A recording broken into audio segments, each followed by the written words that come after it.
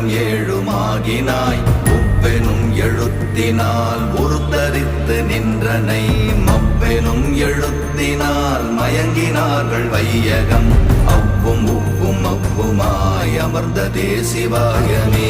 ஓம் நமச்சிவாய ஓம்.